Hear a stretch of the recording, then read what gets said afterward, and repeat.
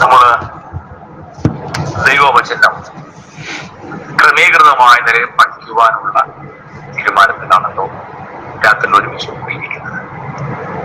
അതിലെല്ലാം നിങ്ങൾ പല ബന്ധപ്പാടുകളിലായിരുന്നു. അതിൽ നിന്നെല്ലാം നിങ്ങൾ ഒന്ന് ഫ്രീ ആയി ക്ഷീണമൊക്കെ ഒന്ന് അത് മാറ്റി ഈ സമയം നിങ്ങൾക്ക് ശാന്തമായി മറ്റു ഡിസ്റ്റർബൻസ് ഒന്നും കൂടാതെ ദൈവവചന പഠനത്തിന് ഉപകാരപ്രദമാകും എന്നുള്ളത് കൊണ്ടാണ് നമ്മൾ ഈ സമയം തന്നെ സെലക്ട് ചെയ്തത്. മുൻപ് ഈ സമയത്തായിരുന്നല്ലോ നമ്മുടെ കൂട്ടായ്മ നടന്നു വന്നത്. അതുകൊണ്ട് തന്നെ ഈ ക്ലാസ്സിൽ നിങ്ങൾ വളരെ ശ്രദ്ധയോടും ഏകാഗ്രതയോടുകൂടെ പഠനത്തിലേക്ക് പ്രവേശിക്കാനായിട്ട് നിങ്ങൾ ഉത്സാഹിക്കണം. രണ്ടാമത്തെ കാര്യം, നിങ്ങളെല്ലാവരുടെ കയ്യിൽ ദൈവവചനം ഉണ്ടാകണം, നോട്ട്ബുക്ക് ഉണ്ടായിരിക്കണം. നിങ്ങൾ അറിഞ്ഞും കേട്ടും ഗ്രഹിച്ചും ഇരിക്കുന്ന പലതിനും വിരുദ്ധമായിട്ടായിരിക്കും ഞാൻ പലതും പറഞ്ഞു വരുന്നത്. അവിടുത്തെ ന്യായമായ സംശയങ്ങൾ നിങ്ങൾക്കുണ്ടാകാം. അത് ഞായറാഴ്ച നിങ്ങൾ കാണുമ്പോൾ എന്നോട് നിങ്ങളുടെ സംശയങ്ങൾ പറഞ്ഞ് അടുത്ത ക്ലാസ്സിൽ ഞാൻ സംശയങ്ങളൊക്കെ ക്ലാരിഫൈ ചെയ്ത് ആ സബ്ജക്റ്റ് മുന്നോട്ട്. ഇതിനിടയ്ക്ക് നമ്മൾ സംശയ നിവാരണത്തിന് പോയാൽ വിഷയം നമുക്ക് മുന്നോട്ട് കൊണ്ട് പറ്റാതെ വരും. അതുകൊണ്ടാണ് നമ്മൾ പഠിക്കാൻ ആഗ്രഹിക്കുന്നത് ബേത്ലഹേം ടു മൗണ്ട് ഒലിവ് എന്ന സബ്ജക്റ്റാണ്. ബേത്ലഹേം മുതൽ ഒലിവുമല വരെ എന്ന് പറഞ്ഞാൽ യേശു ക്രിസ്തുവിന്റെ ജനനം മുതൽ സ്വർഗാരോഹണം വരെയുള്ള യേശു ക്രിസ്തുവിന്റെ ജീവിതം നമ്മളൊന്ന് ക്രമീകൃതമായ നിലയിൽ പഠിക്കാനായിട്ട് ശ്രമിക്കുക. ഞാൻ അതിനു മുൻപ് നിങ്ങൾ ഈ വചനത്തിലേക്ക് ഒന്ന് കൊണ്ടുവരിക എന്ന ലക്ഷ്യത്തോടുകൂടെ തിരുവഴുത്തിനെ കുറിച്ച് ചില കാര്യങ്ങൾ നിങ്ങളുമായി പങ്കുവെക്കാം എന്ന് ഞാൻ ആഗ്രഹിക്കുന്നു. എനിക്കൊരു ഹംബിൾ റിക്വസ്റ്റ് ഉള്ളത്, ദയവായി എല്ലാവരും വീഡിയോ ഓൺ ചെയ്ത് ഇരിക്കണം. ഞാനിവിടെ ഗൗരവമുള്ളൊരു കാര്യം സബ്ജക്റ്റ് ഞാൻ കൈകാര്യം ചെയ്യുകയും നിങ്ങൾ അവിടെ വീട്ടിൽ സരിയുകയും ഇടയ്ക്ക് കടല കുറിക്കുകയും ഒക്കെ ചെയ്തിരുന്നോണ്ടിരിക്കാനാണെന്നുണ്ടെങ്കിൽ നമുക്ക് അതിപ്പോ തന്നെ സ്റ്റോപ്പ് ചെയ്യണം. കാരണം അങ്ങനെ കൂട്ടം കളിക്കാൻ പറ്റുന്ന ഒരു കാര്യമല്ല ഞാൻ കൈകാര്യം ചെയ്യുന്നത്. അതുകൊണ്ടാണ്. അപ്പോ ഞാനിതിനു വേണ്ടി വളരെ നന്നായി പ്രിപ്പയർ ചെയ്ത് മെനക്കെട്ട് വളരെ എന്താ പറയാ, എന്റെ അലമാരിക്കകത്ത് ഇഷ്ടംപോലെ നോട്ട് ഇരിപ്പുണ്ട്. എന്നിട്ട് ഞാൻ വേറെ ഈ ക്ലാസ്സിന് വേണ്ടി പുതിയ ബുക്ക് വാങ്ങിച്ച് നോട്ടൊക്കെ പ്രിപ്പയർ ചെയ്ത് വളരെ ദൈവകൃപയാൽ ഈ വിഷയമെല്ലാം നന്നായി കാണാതെ എനിക്കറിയാമെങ്കിലും ഒരു വരവണ്ണം അങ്ങോട്ട് മാറാതിരിക്കാനും വീണ്ടും ഞാൻ നമ്മുടെ നോട്ടൊന്ന് പ്രിപ്പയർ ചെയ്തൊക്കെ വെച്ചുകൊണ്ടാണ് ഞാൻ ഈ ക്ലാസ് എടുക്കുന്നത്. അപ്പം ഏതെങ്കിലും അസാഹചര്യത്തിൽ നിങ്ങൾ വീഡിയോ ഓഫ് ചെയ്തെങ്കിൽ ഇത് മഹാഭാവമൊന്നുമല്ല, ഇരുന്നാലും ചിന്തിക്കരുത്. ഞാൻ അങ്ങനെ ആ ആശയത്തിലല്ല പറഞ്ഞത്. നമ്മൾ വചനം പഠിക്കുമ്പോൾ ഈ പണ്ടൊരു ദേവദാസം പറഞ്ഞതുപോലെ ഇതെല്ലാം ഓഫ് ആയി കഴിഞ്ഞാൽ ഈ സെല്ലയിലോട്ട് നോക്കുമ്പോൾ ഇരിക്കും. ബുദ്ധിമുട്ടുള്ളത് കൊണ്ട് നിങ്ങളെ കാണാനും നിങ്ങൾ കേൾക്കുന്നത് ഞാൻ ചോദിക്കുന്നതിനൊക്കെ ചില മറുപടി നിങ്ങൾ തരികയും ഒക്കെ ചെയ്യേണ്ടതുള്ളത് കൊണ്ടാണ് ഞാൻ നിങ്ങളോട് ഇത് ഓൺ ചെയ്തിരിക്കണം എന്ന് പറയാൻ കാരണമായത്. ഓക്കെ, ഇനിയോ നിങ്ങളുടെ ആ നല്ല സഹകരണത്തിന് നന്ദി. ദൈവം നിങ്ങളെ അനുഗ്രഹിക്കട്ടെ. ഞാൻ ഇന്ന് ബേത്ലഹേം ടു മൗണ്ട് ഒലിവ് എന്ന സബ്ജക്റ്റിലേക്ക് പോകാതെ ഈ വചനത്തിൽ ഇന്ന് നിങ്ങളെ ഈ വേദപുസ്തകത്തിൽ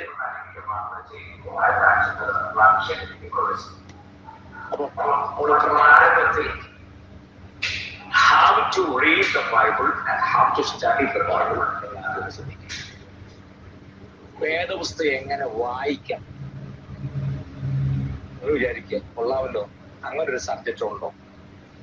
നിശ്ചയമായിട്ടും വേദപുസ്തകം എങ്ങനെ വായിക്കണം എന്നുള്ളത് വലിയ ഇമ്പോർട്ടൻ്റ്. വായിക്കുന്ന ഈണമോ ശൈലിയോ ഒന്നും അല്ല ഞാനതുകൊണ്ട് ഉദ്ദേശിക്കുന്നത്. ഞാനതിലേക്ക് വല്ല ഒരു കാര്യം പറയട്ടെ. കൃപയാണ്. ഈ ദൈവവചനം നമ്മുടെ കയ്യിൽ വന്നത് ഓർക്കുമ്പോൾ തന്നെ ദൈവത്തിന് എത്ര മഹത്വം കരറ്റിയാലും മതിയാകില്ല. ക്ലിയർ ആവുന്നില്ല? ഈ വചനം നമ്മുടെ കയ്യിൽ കിട്ടിയത് തന്നെ മഹാഭാഗ്യം. സ്തോത്രം. ഞാൻ ഒരിക്കൽ ചർച്ചിൽ ഓർപ്പിച്ചല്ലോ, എനിക്ക് വളരെ ബഹുമാനവും ആദരവും ഞാൻ ഏറ്റവും സ്നേഹിക്കുന്ന സാജു മാത്യു സാർ വർക്ക് ചെയ്യുന്ന ആഫ്രിക്കയിലെ ഒരു ഗ്രാമത്തിൽ 5 സഭക്കാർക്കും കൂടെ ഒറ്റ ബൈബിളേ ഉള്ളൂ. 5 വ്യക്തികൾക്കല്ല, 5 സഭകൾക്ക് കൂടെ ഒറ്റ ബൈബിൾ. എന്നാലും ചോദിക്കേ, 5 വ്യക്തികൾക്കല്ല, 5 സഭകൾക്കും കൂടെ ഒറ്റ ബൈബിളേ ഉള്ളൂ. ഈ 5 സഭയിലെ പാസ്റ്റർമാർ ആഴ്ചയിൽ ഒരിക്കൽ ഒരു ഹോളിൽ കൂടും.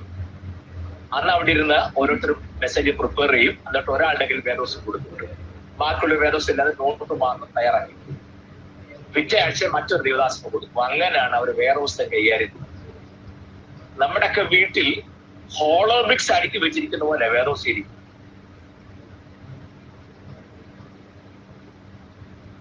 ശരിയല്ലേ? എന്റെ ഇതിൽ തന്നെ ഇപ്പൊ 36 ബൈബിൾ ഇരിപ്പുണ്ട്. അവിടെ ചെല്ലുമ്പോ എത്ര അടി കൊള്ളും തമ്പുരാനെ അറിയുന്നു. വിവിധ ഭാഷ, മലയാളം, ഇംഗ്ലീഷും DK ഹിബ്രു ഒക്കെ ആയിട്ട്. ഓക്കെ, ഞാൻ അങ്ങോട്ട് പോകാനായിട്ടല്ല. അപ്പോൾ ഈ കൃപയാൽ ഈ വചനം ലഭിച്ചത് തന്നെ ഒരു മഹാഭാഗ്യം എന്നാണ് ഞാൻ പറഞ്ഞത്. അപ്പോൾ അത് തുറന്ന് വായിക്കാൻ ഇതിനകത്ത് നമ്മൾ ഡിലൈറ്റഡ് അല്ലെങ്കിൽ ഇതെപ്പോഴും നമുക്കൊരു അലർജി ആയിട്ട് മാറും. മനസ്സിലാകുന്നുണ്ടോ? ഞാൻ ഓങ്ങി വെച്ചത് വേറെ പുസ്തകം വായിക്കണമെന്നുള്ളത്. ഇതിന്റെ രുചി മനസ്സിലായാലും വായിക്കാൻ ഒരു ആവേശം. നമ്മള് പാടുന്നൊരു പഴയ പാട്ടുണ്ട്, തേനിലും മധുരം വേദമല്ലാതെ നേതുപ്പ് ചൊല്ലോഴ, അല്ലേ? തേനിലും മധുരം വേദമല്ലാതെ നേതുപ്പ് ചൊല്ലോഴ. നീ അടുത്ത് ശ്രദ്ധിക്കണം. സശ്രദ്ധം ഇതിലെ സത്യങ്ങൾ വായിച്ചു ധ്യാനിക്കുക. വായിക്കേണ്ടത് സശ്രദ്ധം ഇതിലെ സത്യങ്ങൾ വായിച്ചു ധ്യാനിക്കുകയാണ്. അപ്പോൾ ഒന്നാമതിനകത്തൊരു രുചി വേണം. അതൊന്ന് എൻജോയ് ചെയ്യാൻ പറ്റണം. വായിക്കും തോറും വീണ്ടും വീണ്ടും വായിക്കണം. ഒരു ആവേശം നമുക്ക് ഉണ്ടായെങ്കിലേ ഞാൻ ഈ പറഞ്ഞ കാര്യങ്ങൾ. ഓക്കെ, ഞാനങ്ങോട്ട് വരിക. എന്താണ് ദൈവവചനം അല്ലെങ്കിൽ ബൈബിൾ എന്നതുകൊണ്ട് അർത്ഥമാക്കുന്നത്? ബൈബിൾ എന്ന പദത്തിന്റെ അർത്ഥം ഭാഷയിലുള്ളതല്ല. ഈ വിശുദ്ധ തിരുവെടുത്തുകൊണ്ട് എന്താണ് ദൈവം ഉദ്ദേശിക്കുന്നത് ഞാൻ ഉദ്ദേശിച്ചത്. ദൈവം എന്താ പറയുക?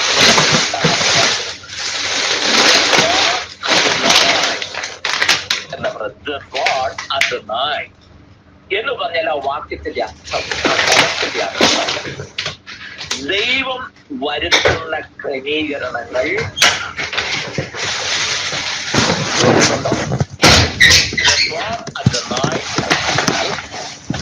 ദൈവം വരുത്തുന്ന ക്രമീകരണങ്ങൾ. അപ്പോൾ ദൈവം സകലത്തെയും ക്രമീകരിക്കുക, ഓർഡറിൽ കൊണ്ടുവരികയാണ്. ഒരു വ്യക്തി ദൈവവചനം വായിക്കുകയും ധ്യാനിക്കുകയും ചെയ്യുമ്പോൾ ആ വ്യക്തിയിൽ വളരെ ക്രമീകരണങ്ങൾ ദൈവം കൊണ്ടുവരിക. മനസ്സിലാകുന്നുണ്ടോ? ഒരു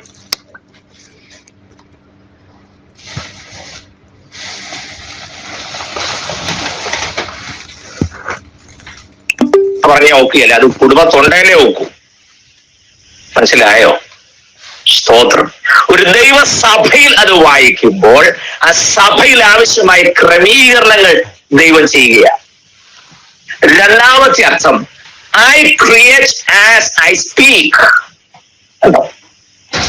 I create as I speak.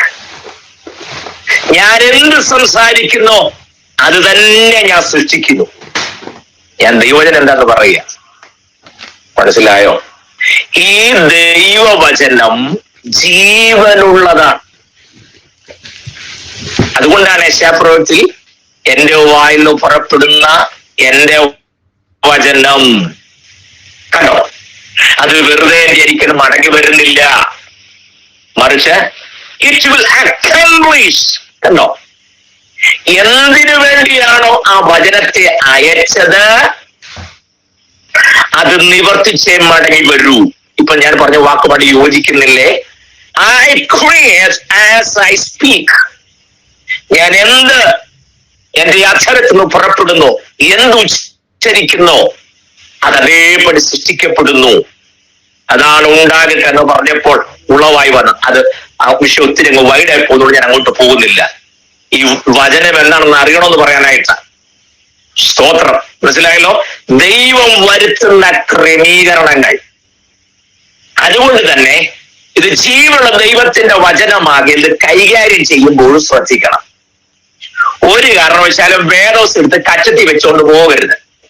ചീഞ്ഞു കൊടുത്ത കച്ചത്തി വെക്കാനുള്ള സാധനമല്ലിത്.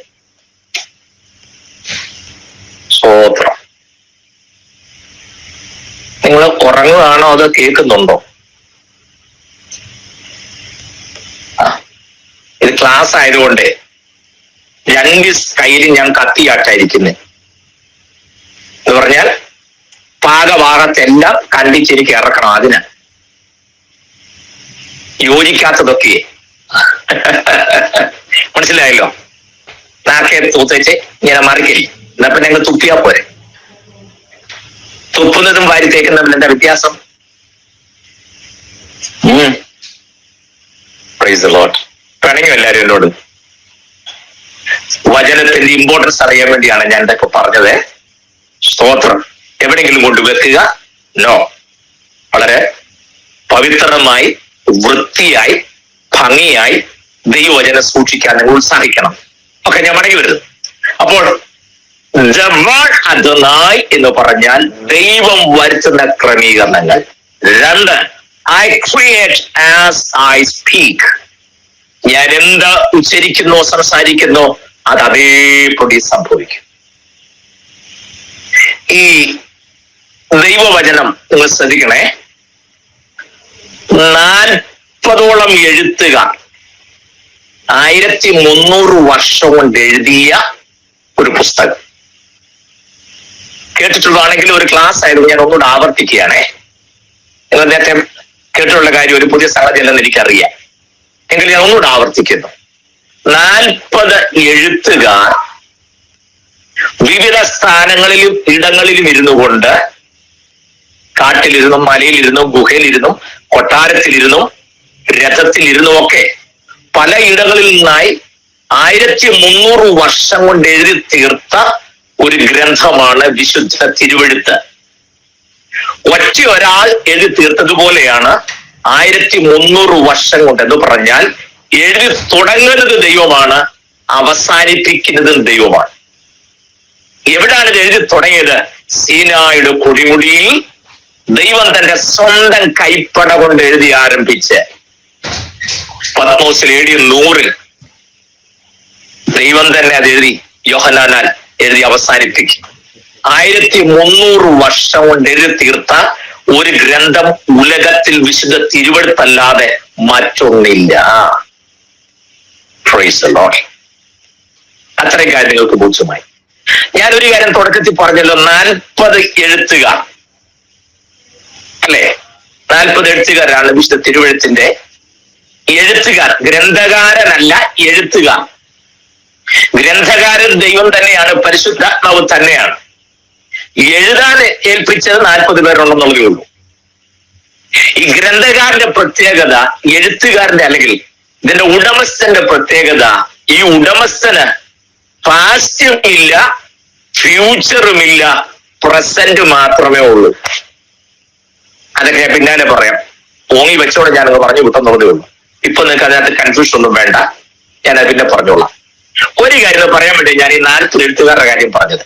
ഈ 40 എഴുത്തുകാരിൽ 39 പേരും യഹൂദന്മാരാണ്. 39 പേരും യഹൂദന്മാരാണ്.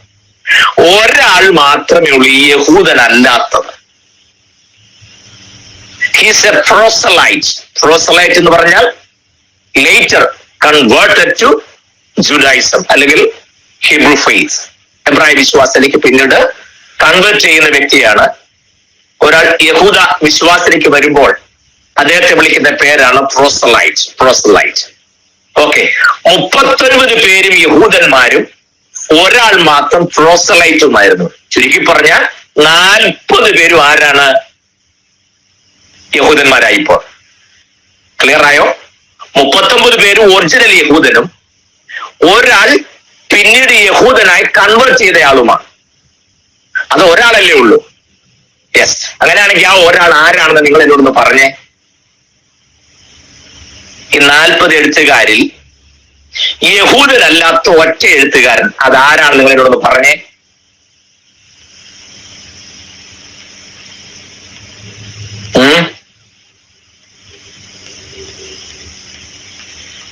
പ്രീതി സിസ്റ്റർ എന്തോ പറയുന്നുണ്ട്, പക്ഷെ അങ്ങോട്ട് ക്ലിയർ ആകുന്നില്ല. ചുണ്ടാനങ്ങനതേ ഉള്ളൂ. അറിയില്ല. ജോൺ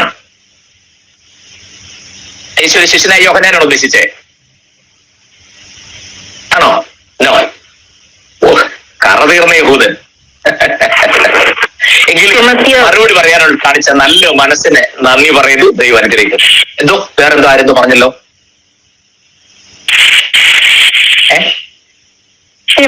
വേറെ ആരോ ഏതോ ഒരു ഉത്തരം.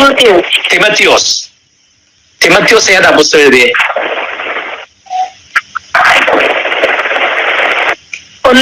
തിമത്തിയോസ് ഏതെങ്കിലും പുസ്തകം എഴുതിട്ടോ? അത് പൗലോസ് തിമത്തിയോസിന് എഴുതിയ ലേഖനമല്ലേ? തിമത്തിയോസ് ഒന്നും എഴുതിയിട്ടില്ലല്ലോ. ഒരു സോറിയും പറയണ്ട, ഒരു സോറിയും പറഞ്ഞു. നമ്മൾ പഠിക്കാൻ വേണ്ടി ഇരിക്കും. എല്ലാം അറിയാമെങ്കിൽ പിന്നെ നിങ്ങൾ രാത്രി മനക്കെട്ടിരിക്കേണ്ട കാര്യമുണ്ടോ? ഇല്ലല്ലോ. സോറി ഒന്നും പറയണ്ട. എനിക്ക് റെസ്പോണ്ട് ചെയ്യുന്നതാണ് ഇഷ്ടം. ഏറ്റവും തെറ്റാതിരിക്കും രണ്ടാമത്തെ കാര്യമല്ലേ? മറുപടി പറയുന്ന മനസ്സിൽ കാണിച്ചില്ലേ? Thank you so much. അവിടെ സോറി ഒന്നും പറയണ്ട. ഷീബ സിസ്റ്റർ അല്ലേ? Very good. ദൈവം അനുഗ്രഹിക്കട്ടെ. ഒറ്റൊരാൾ മാത്രമേ ഉള്ളൂ യഹൂദൻ അല്ലാത്തത്, ലൂക്കോസ്. മനസ്സിലായോ? മൂന്നാമത്തെ സുവിശേഷം എഴുതിയ ലൂക്കോസ് എന്ന എഴുത്തുകാരൻ മാത്രമേ ഉള്ളൂ യഹൂദനല്ലാതെ ഒരു ജാതീയ മാർഗത്തിൽ നിന്നും വന്ന, എന്നാൽ പിന്നീട് യഹൂദനായി കൺവേർട്ട് ചെയ്ത ഏക വ്യക്തി ലൂക്കോസാണ്. അപ്പോൾ തന്നെ മറ്റേ എഴുത്തുകാരിൽ ഹൈലി എഡ്യൂക്കേറ്റഡ് ആയി വളരെ സ്കോളറായിട്ടുള്ള, ലോകരാജ്യങ്ങൾ മുഴുവൻ ഒന്നിലധികം തവണ സഞ്ചരിച്ച് അറിവ് നേടിയിട്ടുള്ള തികഞ്ഞ ഒരു ഡോക്ടറായ, വൈദ്യനായ ലൂക്കോസ്. പൗലോസും ലൂക്കോസ് നമ്മളെ അറ്റാച്ച്മെന്റ് ഭയങ്കരമാണ് കേട്ടോ. പൗലോസ് ആണ് രോഗി.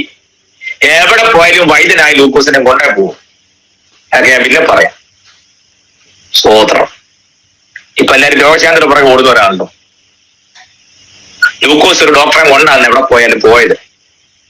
അവിടെ നിൽക്കട്ടെ, ഞാൻ പിന്നെ സന്ദർഭാനുസരണം പറഞ്ഞോളാം. നമ്മൾ അങ്ങനെ പഠിക്കുമ്പോഴല്ലേ അതിന്റെയൊക്കെ വകുപ്പ് പിടികിട്ടുള്ളത് അല്ലേ? അപ്പോൾ പറഞ്ഞു വന്നത്, 39 പേരും തികഞ്ഞ യഹൂദന്മാരും ഒരാൾ മാത്രമേ ഉള്ളൂ യഹൂദൻ അല്ലാതിരുന്നത്. അതാരാണ്? സുവിശേഷം എഴുതി യേശു ക്രിസ്തുവിന്റെ ജീവിതം കൃത്യം ഓർഡറിൽ എഴുതിയിട്ടുള്ള കൃത്യമായ ചിത്രം നമുക്ക് കിട്ടുന്ന ലൂക്കസിൽ മാത്രമാണ്. ഒരു ചരിത്രകാരനും കൂടിയായ, ഹിസ്റ്റോറിയൻ കൂടിയായ ലൂക്കോസ്. ലൂക്കോസ് നമുക്ക് 2 പുസ്തകം എഴുതി തന്നു. ഏതൊക്കെയാണ്?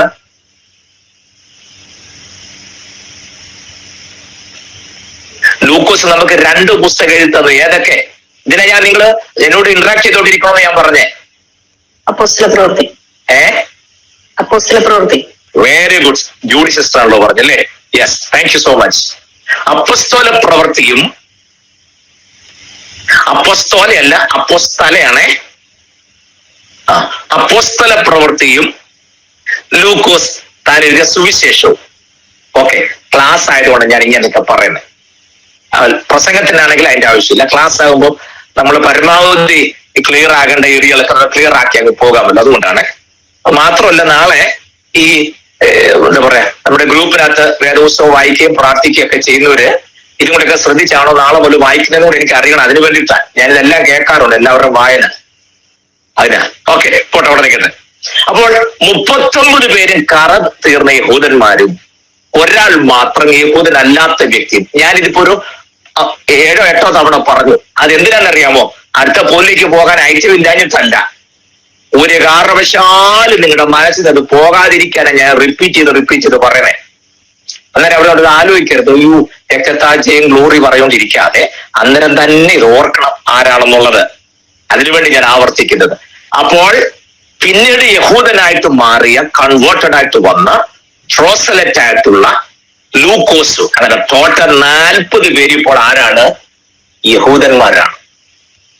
ചുരുക്കി പറഞ്ഞാൽ, അതുകൊണ്ട് തന്നെ വിശുദ്ധ വേദപുസ്തകം ഒരു ഹെബ്രായിക് ടെക്സ്റ്റ് ആണെന്നുള്ള കാര്യം മറക്കരുത്. ക്ലിയർ ആയോ? അപ്പൊ ചുരുക്കി പറഞ്ഞ 40 പേരും യഹൂദ പശ്ചാത്തലത്തിൽ നിന്നുള്ളവരാകയാൽ അവരുടെ എഴുത്തിന്റെ രീതി, ശൈലികൾ, പദപ്രയോഗങ്ങളൊക്കെ ഹീബ്രു ഭാഷയുമായി അഭേദ്യമായി ബന്ധമുണ്ടെന്ന് മാത്രമല്ല എബ്രായ ഭാഷയിൽ തന്നെയാണ്.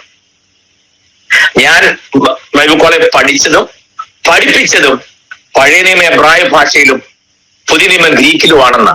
പക്ഷെ പിന്നീടാണ് മനസ്സിലായ അത് പൊട്ടത്തരമായിരുന്നല്ലോ. സ്വത്രം അങ്ങനല്ല. വേദപുസ്തകത്തിന്റെ 79% 79% എബ്രായ ഭാഷയിലും പൗലൂസിന്റെ ചില ലേഖനങ്ങൾ മാത്രം ഗ്രീക്കിലും, അത് ഒരേ സമയം ഗ്രീക്കിലും ഹീബ്രുവിലും എഴുതിയിരിക്കുക. മനസ്സിലായോ? അല്ല, പുതിയ മുഴുവനും എബ്രായ ഭാഷയിലല്ല. സുവിശേഷങ്ങൾ, വെളിപ്പാട് പുസ്തകമൊക്കെ ഒറിജിനൽ ഹീബ്രുവിലാണ് എഴുതിയിരിക്കുന്നത്. അത് ആ ഭാഷ വായിക്കുമ്പോൾ ഞാൻ ഇന്ന് എടുത്തു വെക്കാൻ മറന്നുപോയി. അടുത്ത ക്ലാസ് ഞാൻ എബ്രായ ബൈബിളും ഗ്രീക്ക് ബൈബിളും ഗ്രീക്ക് ഡിക്ഷണറിയൊക്കെ നിങ്ങളൊന്ന് കാണിച്ചു തരാം. നിങ്ങളത് പെട്ടെന്ന് വായിച്ച് മനസ്സിലാക്കുന്ന അർത്ഥത്തിലല്ല, ഞാനിതെല്ലാം പിൻബലത്തോടെയാണ് ഈ പറഞ്ഞത് നിങ്ങളെ ഉറപ്പിക്കാൻ വേണ്ടിയിട്ട് മാത്രം. അടുത്ത ക്ലാസ്സിൽ കാണിക്കാം. ഓക്കെ, ഞാൻ മുന്നോട്ട് നീങ്ങുന്നു. അപ്പോൾ ഇത് ആ ഒരു ഭാഷയുടെ പശ്ചാത്തലത്തിൽ നിന്നുകൊണ്ട് ഞാൻ ഒരിക്കൽ ചർച്ചിൽ ഓർപ്പിച്ചു, ലോകത്തിലെ ഏറ്റവും ദരിദ്രമായ ഭാഷ എബ്രായ ഭാഷയാണ്. The poorest language in the world.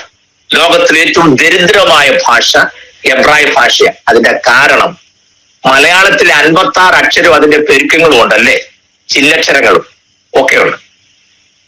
അതുകൊണ്ട് തന്നെ മലയാള ഭാഷയിൽ ലക്ഷക്കണക്കിന് വാക്കുകൾ, പദസമ്പത്ത് നമുക്ക് ഇഷ്ടം പോലെ ഉണ്ട്. അതുകൊണ്ടാണല്ലോ നമ്മുടെ പ്രഭാഷകരും സുവിശേഷ പ്രസംഗം പലരും അല്ലേ, കാലത്തിന്റെ തികവെങ്കിൽ കന്യാമറിയിൽ കാലിത്തൊഴുത്തിൽ, പിന്നെ കുറെ കായ തന്നെ ഇങ്ങനെ പറയാൻ കാരണം നമ്മുടെ ഭാഷയിൽ ഇഷ്ടം പോലെ അങ്ങനെ പദങ്ങൾ ഉള്ളത് കൊണ്ടാണ്. ഇംഗ്ലീഷ് ഭാഷയിലും ലക്ഷക്കണക്കിന് പദങ്ങളുണ്ട്. എന്നാൽ 10,000-ൽ താഴെ മാത്രമേ എബ്രായ ഭാഷയിൽ പദങ്ങളുള്ളൂ, വാക്കുകളുള്ളൂ. 10,000 പോലും ഇല്ല, 10,000-ൽ താഴെ ഉള്ളൂ. അത്ര പദങ്ങൾ കുറവായിട്ടുള്ള ഒരു ഭാഷയാണ് എബ്രായ ഭാഷ. മറക്കരുത്, 10,000-ൽ താഴെ മാത്രം അത്രയും പദങ്ങളേ ഉള്ളൂ. പക്ഷെ ഞാൻ ഒരിക്കൽ നമ്മുടെ ചർച്ചയിൽ വെച്ചാണെന്ന് തോന്നുന്നു. Praise the Lord. പ്രിയ എബി ജോയിൻ ചെയ്തു, വളരെ സന്തോഷം. വെൽക്കം, ദൈവം അനുഗ്രഹിക്കട്ടെ. അപ്പോൾ ഷാർജയിൽ നിന്ന് എന്റെ ഒരു സ്നേഹിതൻ ദേവദാസൻ അദ്ദേഹം ജോയിൻ ചെയ്തിട്ടുണ്ട്. ഞാൻ പറഞ്ഞു വന്നത്, അപ്പോൾ ഈ ഭാഷയുടെ ഒരു പ്രത്യേകത 22 അക്ഷരങ്ങൾ മാത്രമുള്ള ഈ എബ്രായ ഭാഷ നമ്മൾ പറഞ്ഞിട്ടുള്ളതാണെങ്കിലും ക്ലാസ്സിന്റെ തുടക്കമായതുകൊണ്ട് അവിടെ നിന്ന് പറഞ്ഞു പോകാൻ ഒക്കത്തില്ല. 22 അക്ഷരങ്ങൾ ശ്രദ്ധിക്കണം. എബ്രായ ഭാഷയുടെ ഒരു പ്രത്യേകത, ഒരക്ഷരത്തിന് സർഫസ് ലെവലിൽ 4 അർത്ഥങ്ങളും ഡീപ്പർ ലെവലിൽ 70 അർത്ഥങ്ങളും ഉണ്ട്.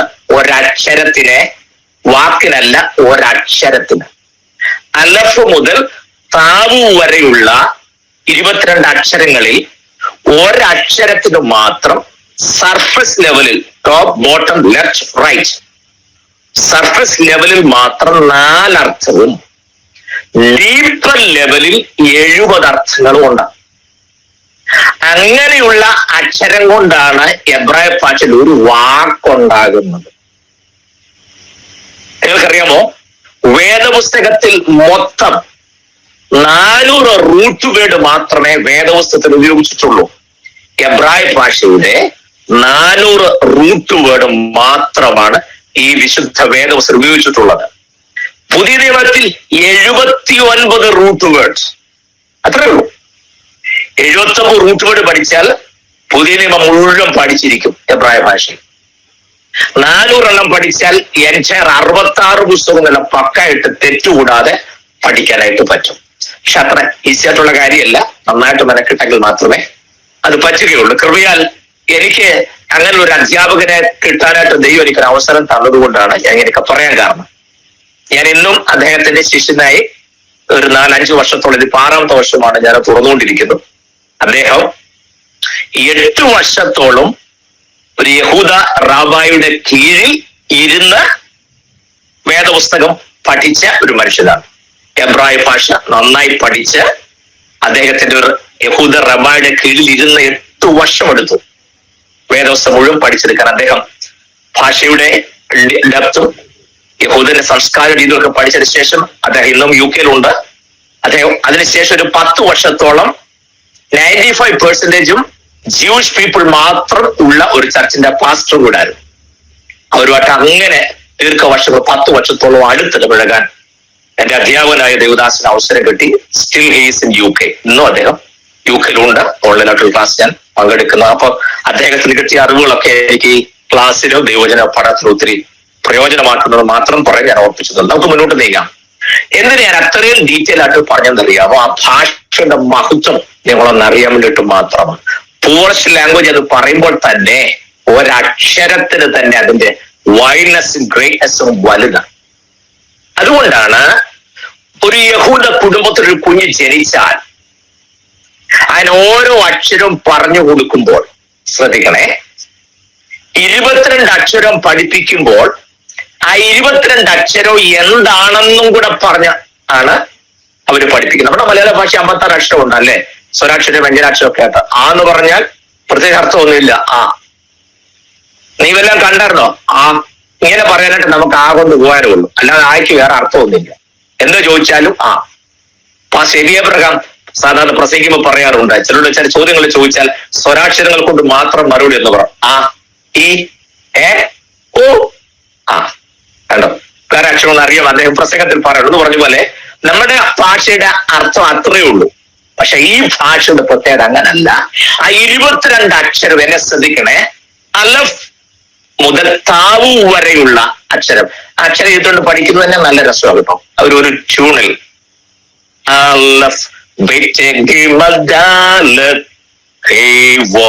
അങ്ങനെയാണ് ഓരോ അക്ഷരം പഠിപ്പിക്കുന്നത്. ഈണത്തിന് പഠിക്കാനുള്ള എളുപ്പത്തിന്.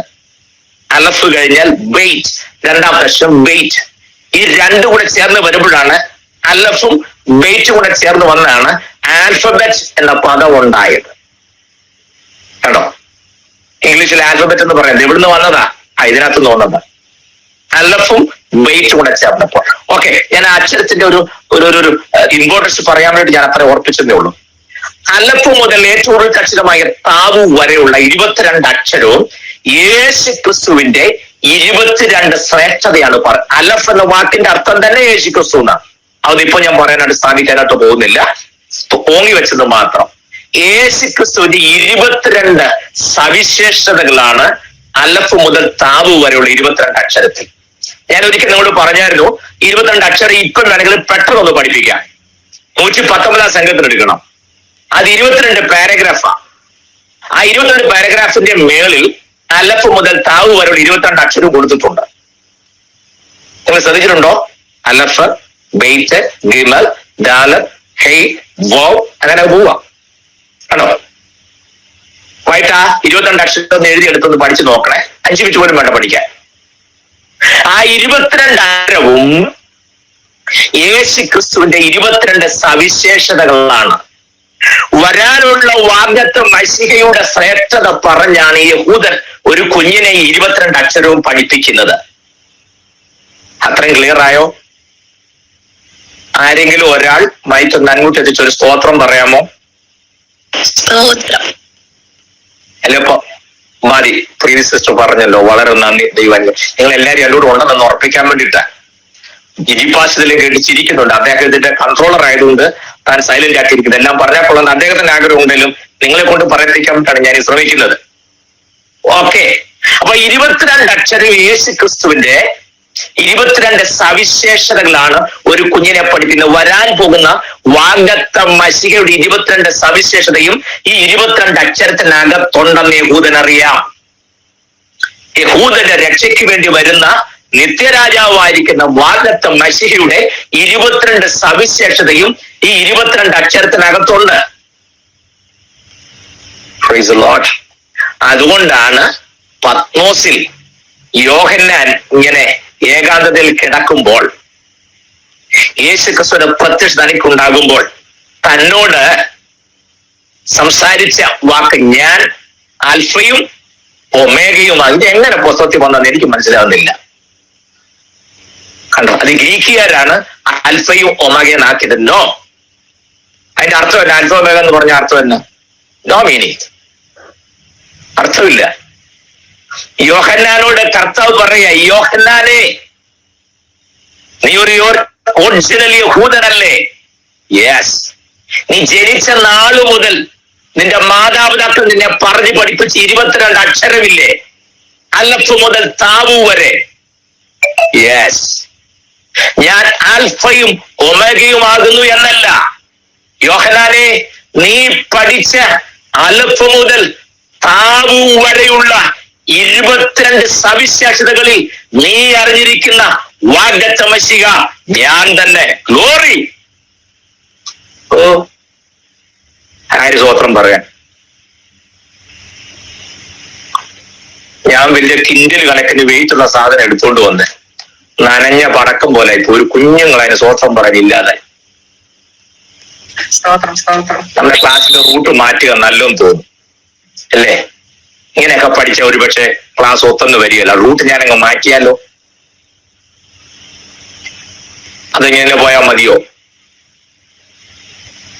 Price the Lord. ചിലരൊക്കെ കൈവത്തിതായിട്ട് എനിക്കിവിടെ റിപ്പോർട്ട് കിട്ടി. ദൈവം നിങ്ങളെ അനുഗ്രഹിക്കട്ടെ. ഷീല ഫിലിപ്പൊക്കെ സ്തോത്രം. ദൈവം അനുഗ്രഹിക്കട്ടെ. പറഞ്ഞ മനസ്സിലായോ? അപ്പൊ അലഫ് മുതൽ താവു വരെയുള്ള 22 അക്ഷരങ്ങളും യേശു ക്രിസ്തുവിന്റെ 22 സവിശേഷതകൾ. അത് യോഹന്നാനോട് കർത്താവ് നേരിട്ട് പറയല്ല, ഞാൻ ആൽഫയും ഒമേഗയാണെന്നും ഓമയ്ക്കാണെന്നൊന്നും അല്ല അതിനകത്ത് എഴുതിയിരിക്കുന്നത്. അങ്ങനൊന്നും അല്ല. അതൊക്കെ ഗ്രീക്കുകാര് വേദോസ്തോട് ചെയ്ത ഏറ്റവും വലിയ ദ്രോഹത്തിന്റെ തെളിവുകളാണ് അതൊക്കെ. അത് സൈനായി ടു അലക്സാൻഡ്രിയ എന്ന് പറഞ്ഞ ഒരു സബ്ജക്റ്റ് ഉണ്ട്. സീനായിൽ എഴുതി തുടങ്ങി അലക്സാൻഡ്രിയയിൽ വരുമ്പോഴത്തേക്കിനും 3 ബൈബിൾ അറിയാമോ? 3 ബൈബിൾ. അത് പിന്നീട് എപ്പോഴും സമയം കിട്ടുകയാണെങ്കിൽ അതൊരു കുറേയേറെ സമയം വേണ്ടി ഒരു സബ്ജക്റ്റ് ഞാൻ അവിടെ തൊടുന്നില്ല. ഗ്രീക്കുകാരൊക്കെ വേദോസ്തോട് ചെയ്ത ദ്രോഹമൊക്കെ പോട്ടെ. ഞാനിപ്പോ നിങ്ങളെ ആ പാടെ ആശയക്കുഴപ്പത്തിലാക്കുന്നത് ഇങ്ങോട്ട്. ഞാൻ എന്തിനാ അത്രയും കൃത്യമായിട്ട് പറഞ്ഞു വന്നെന്നറിയാമോ? ഒന്ന്, ആ ഭാഷയുടെ സവിശേഷത. 2, യഹൂദൻ ഇതിന് കൊടുക്കുന്ന പ്രാധാന്യം നിങ്ങൾ അറിയണം. അതിവലിയ പ്രാധാന്യമാണ് ദൈവവചനത്തിന് കൊടുക്കുന്നത്. അവരുടെ കയ്യിലെടുക്കുമ്പോൾ തന്നെ തനാക്ക് എന്നാ പറയുക. വേദോസ്തവത്തിന്റെ 3 ഭാഗം കൂടെ ചേരുമ്പോഴാ അതിനാണ് തനാക്ക് എന്ന് പറയാ. തോറ, നബീം, കെത്തൂബി. ഇത് 3 കൂടെ ചേരുന്ന ഷോർട്ട് ഫോം ആണ് തനാക്ക്. പൂർണ്ണ വേദപുസ്തകം, ബൈബിൾ എന്ന് നമ്മൾ സാധാരണ പറയുന്ന ആശയിലേക്ക് വരുന്നതാണ് തനാക്ക് എന്ന് പറയാം. തോറ, നബീം, കെത്തൂബി. 3ന്റെ ആദ്യത്തെ അക്ഷരത്തിനാണ് തനാക്ക് എന്ന് പറയുക. ഓക്കെ, ഞാൻ അവിടെ നിൽക്കാനായിട്ടല്ല. യഹൂദ റാബായിമാർ ഈ വേദപുസ്തകത്തിന്റെ പഠനത്തിലേക്ക് കൊടുക്കുന്ന പ്രാധാന്യം വളരെ വലുതാണ്. ഒന്നാമത്തെ ഒരു യഹൂദ റാബായി, അദ്ദേഹമാണ് ഈ വചനത്തിന്റെ പൊരുൾ തിരിക്കുന്നത്. ഞാൻ മുമ്പ് നമ്മുടെ ചർച്ചയിൽ പറഞ്ഞു, വചന ശുശ്രൂഷ എന്ന് പറഞ്ഞാൽ നിങ്ങളിപ്പോ കേട്ടു, നമ്മുടെ സാധാരണ സകല പ്രഗത്ഭരായ ആൾക്കാരും പറഞ്ഞു, ഞാൻ എന്റെ പ്രാർത്ഥനാമുറിയിൽ പ്രാർത്ഥിച്ച് ധ്യാനിച്ചുകൊണ്ടിരിക്കുമ്പോൾ ദൈവം എനിക്ക് നല്ല ചിന്തകൾ ഞാൻ നിങ്ങളുമായി പങ്കുവെക്കുന്നു. അത് കേൾക്കുമ്പോഴേ നിങ്ങൾ വേദോസ്തകം മടക്കി വെച്ചേക്കണം. പ്രാർത്ഥനാമുറി തോന്നിയ ചിന്തകളെല്ലാം പറയാനുള്ള വേദിയല്ല പ്രസംഗവേദി. വചന ശുശ്രൂഷ എന്ന് പറഞ്ഞാൽ വചനത്തിന്റെ പൊരുൾ തിരിക്കുക എന്നുള്ളതാ. സ്തോത്രം. പ്രാർത്ഥനാമുറിയിൽ ഒരേ വിഷയത്തിന് ഓരോരുത്തർക്കും ഓരോരോ ചിന്തകൾ കിട്ടി, ഓരോരുത്തരും ഓരോരോ ചിന്ത പറയാൻ തുടങ്ങി. കേൾക്കുന്ന ജനം ഇതിൽ ഏതാണ് ഏറ്റെടുക്കേണ്ടത്, ഏതാണ് ദൂത്, ഏതാണ് ശരി, അങ്ങനൊന്നും പോകേണ്ട ആവശ്യമില്ലല്ലോ. വചനമാ ഉള്ളതുപോലെ പൊരുൾ തിരിക്കുകയാണെങ്കിൽ എല്ലാവരും ഒരുപോലല്ലേ അത് ഉൾക്കൊള്ളൂ. ആശയക്കുഴപ്പം ജനത്തിന്റെ ഇടയിൽ ഉണ്ടാവുകയില്ലായിരുന്നു. ജനത്തിന്റെ പ്രീതി സമ്പാദിക്കാനും പ്രസംഗം മെച്ചമാണെന്ന് വരുത്തി തീർക്കാനും ഒക്കെ ഓരോരുത്തർ ജനത്തിന്റെ പ്രീതിക്കനുസരിച്ച് വചനത്തെ വളച്ചൊടിക്കാൻ തുടങ്ങിയപ്പോൾ വചനത്തിന്റെ ശരിയായ സന്ദേശം വഴിമാറിപ്പോയതാണ് ആത്മലോകത്തിന് പറ്റിയ ഏറ്റവും വലിയ അപകടം. അത് ഞാൻ മുന്നോട്ട് പറഞ്ഞു വരുമ്പോൾ നിങ്ങൾക്ക് മനസ്സിലാവും. ഞാൻ മടങ്ങി വരുന്നു. ഒരു യഹൂദ റാബായിയെ സംബന്ധിച്ചിടത്തോളം ജനിച്ചു വീണ അന്നു മുതൽ തുടർമാനമായി 30 വർഷം തിരുവെഴുത്ത് പഠിച്ചു കഴിയുമ്പോഴാണ് ഒരാൾ യഹൂദ റാബായി ആയിട്ട് മാറുന്നത്. സ്തോത്രം. എത്ര വർഷമാ? 30 വർഷം. Yes. Thank you so much. നിശ്ചയാരി പറഞ്ഞ പക്ഷേ മൈക്ക് അങ്ങോട്ട് ആയതുകൊണ്ട് ഈ ശബ്ദം വന്നില്ലെന്നേ ഉള്ളൂ. എന്നാലും പറയുന്നത് ഞാൻ കണ്ടു. 30 വർഷം. ജനിച്ച അന്ന് മുതൽ തുടർമാനമായി 30 വർഷം വചനം പഠിക്കുമ്പോഴാണ് ഒരാൾ യഹൂദ റാബായി ആയിട്ട് മാറുന്നത്. വചനത്തിന്റെ പൊരുതിരിക്കാനുള്ള യോഗ്യത ഉണ്ടാകുന്നത്. കൃപയാൽ നമ്മൾ അതിന്റെ ദശാംശം എടുത്തിട്ട് 3 വർഷം കൊണ്ട് ഒരാൾക്ക് ഉപദേശിയാണ്.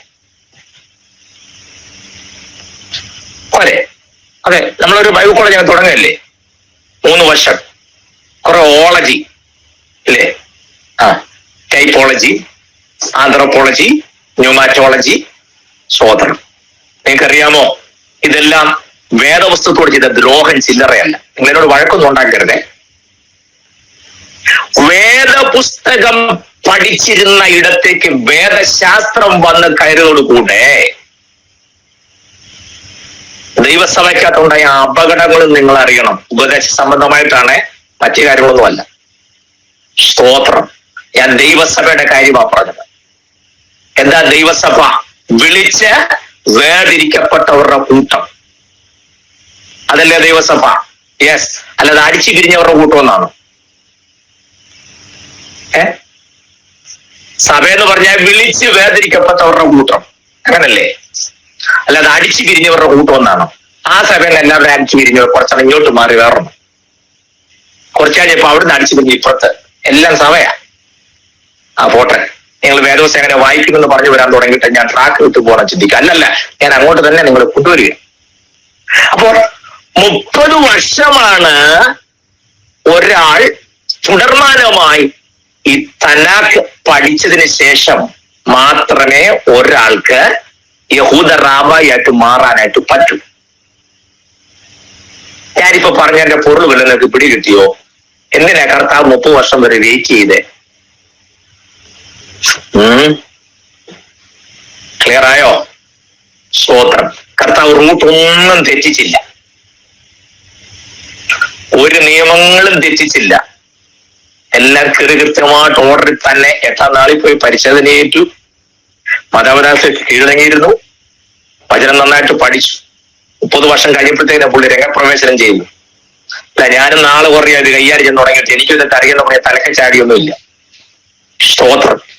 പോട്ടെ, ഞാൻ അവിടെ നിൽക്കുന്നില്ല. അപ്പോൾ 30 വർഷം തുടർമാനമായി വചനം പഠിക്കുന്ന ഒരാളാണ് യഹൂദ റാബായി വചനത്തിന്റെ പൊരുൾ തിരിക്കാനായിട്ട് കഴിയുക. സ്തോത്രം. അപ്പോൾ ഞാൻ എന്നെ ഇത്രയും പറഞ്ഞതറിയാമോ? അവർ ഈ ദൈവവചനത്തിന് കൊടുക്കുന്ന പ്രാധാന്യം എത്രയാണെന്ന് കേൾക്കാനായിട്ട് അത്ര വലുതാണ്. അത് മാത്രമല്ല, അതുകൊണ്ട് ഈ തിരുവഴുത്ത് കൈകാര്യം ചെയ്യുമ്പോൾ അതിന്റെ ഒരു എന്താ പറയുക, ഒരു ശ്രേഷ്ഠതയെ അത് കൈകാര്യം രീതി കാണുമ്പോഴും അറിയാം. ഈ പുസ്തകം കൈ പിടിക്കുന്ന കാണുമ്പോഴും അറിയാമല്ലോ. ചില കളിങ്ങനെ ഇങ്ങനെ കോളേജ് പിള്ളേര് നോട്ട്ബുക്ക് തൂക്കിച്ചിട്ട് പോകുമ്പോഴല്ലേ വേദോസം പിടിക്കുന്നു ഇങ്ങനെ. അതൊക്കെ കാണുമ്പോഴേ ഒരു വ്യക്തിയുടെ ആത്മീയ നിലവാരം നമുക്കറിയാം. നിലവാരം. നിങ്ങളുടെ ATM കാർഡ് ഇങ്ങനെ പിടിച്ചോണ്ട് പോവോ? അത് കണ്ടുപിടിക്കണമെങ്കിൽ പേഴ്സൺ ഏത് അറക്കാത്തായിരിക്കും ദൈവം നമ്പരാൻ അറിയത്തു. പാസ്പോർട്ട് ഇങ്ങനെ പിടിച്ചോണ്ട് പോവോ? ആധാർ ഇങ്ങനെയാണോ കൊണ്ടുപോണേ? എന്തിന്? മണ്ണെണ്ണ നമുക്കില്ല, എന്നാലും റേഷൻ കാർഡ് ഇങ്ങനെ പിടിച്ചോണ്ട് പോവോ? ഇല്ലല്ലോ. ഒരു സ്കാനർ റിപ്പോർട്ട് ഇന്നാൾ കിട്ടിയില്ലായിരുന്നോ? അതെങ്ങനെ സൂക്ഷിച്ചു വെച്ചിരിക്കുന്നത്? അയ്യോ, ഒരു ചുളുക്കം പോലും പറ്റാതെ അല്ലേ?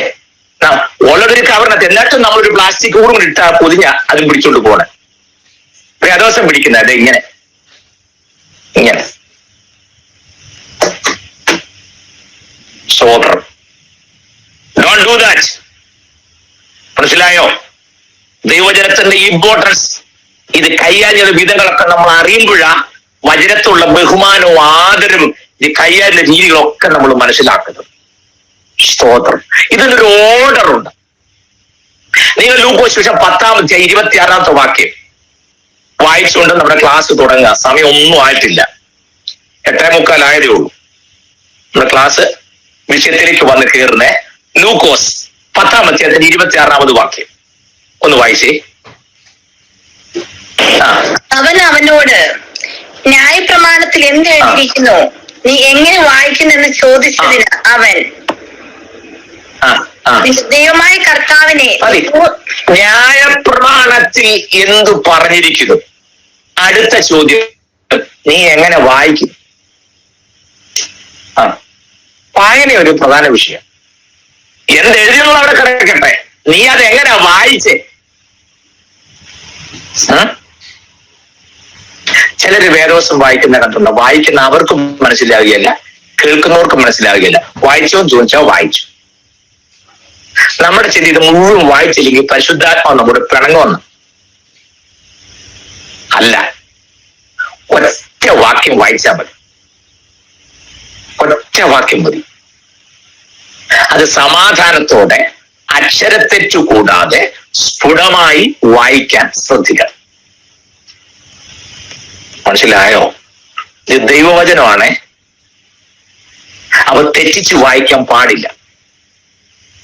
ഞാൻ ഒരിക്കൽ ചർച്ചിൽ പറഞ്ഞല്ലോ, എവിടെല്ലാം യാഹുവേ മലയാളത്തിൽ യഹോവ എന്ന് എഴുതിയിട്ടുണ്ടോ, യഹൂദൻ അത് വായിച്ചു വരുമ്പോൾ ആ പദം അവൻ വായിക്കുകയില്ല.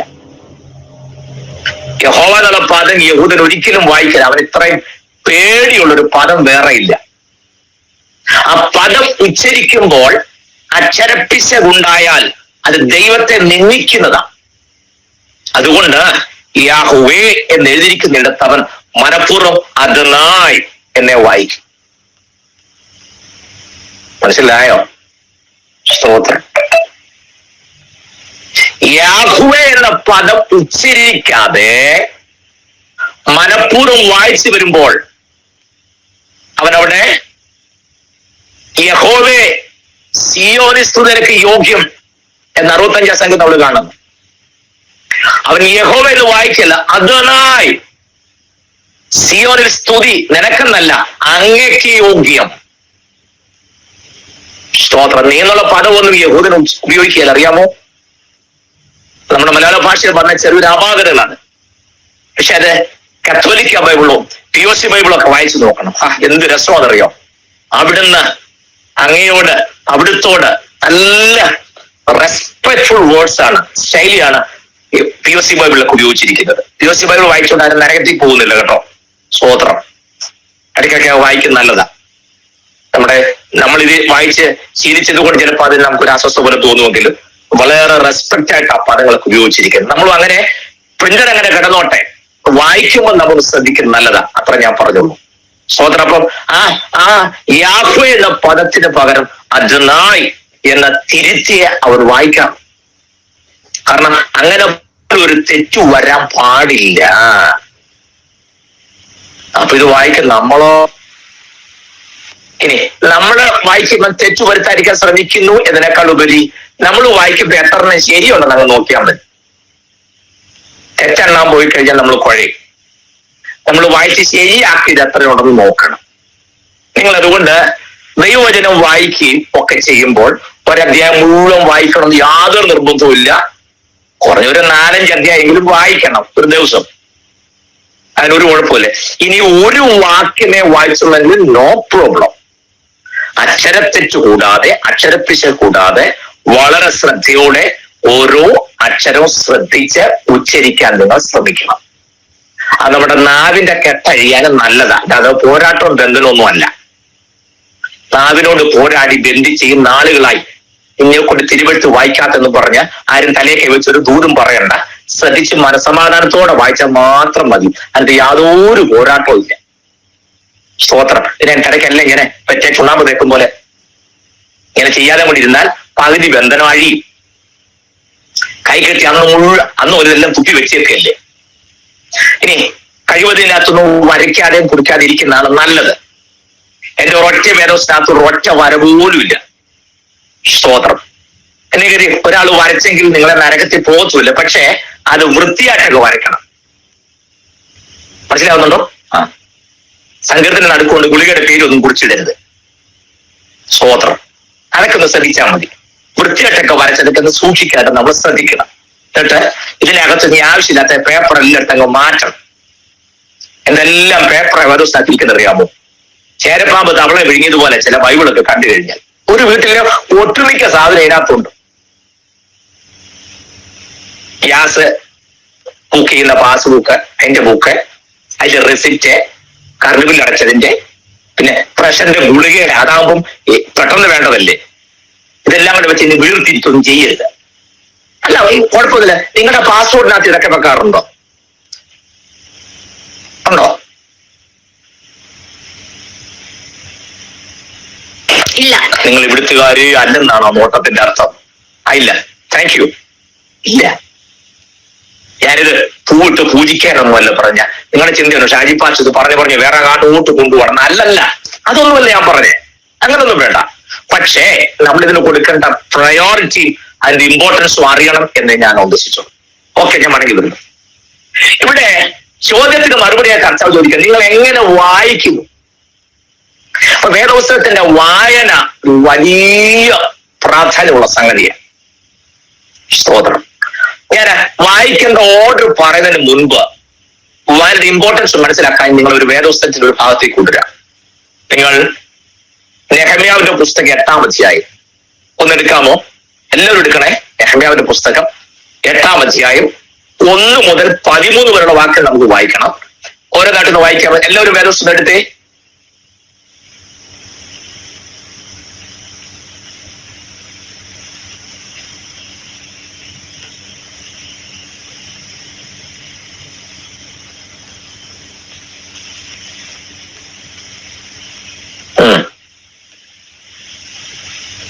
എടുത്തോ? 1 മുതൽ വായിച്ചേ. ഇനിയിപ്പം തെറ്റെന്ന് പറഞ്ഞു തന്നെ എല്ലാവർക്കും വായിക്കാനും പേടിയായിരിക്കും. അങ്ങനെ ഇസ്രായേൽ മക്കൾ തങ്ങളുടെ പട്ടണങ്ങളിൽ പാർപ്പിക്കുമ്പോൾ 7-ാം മാസത്തിൽ സകല ജനവും നീർവാതിലിന്റെ മുമ്പിലുള്ള വിശാല സ്ഥലത്ത് ഒരുക്കപ്പെട്ട് വന്നുകൂടി.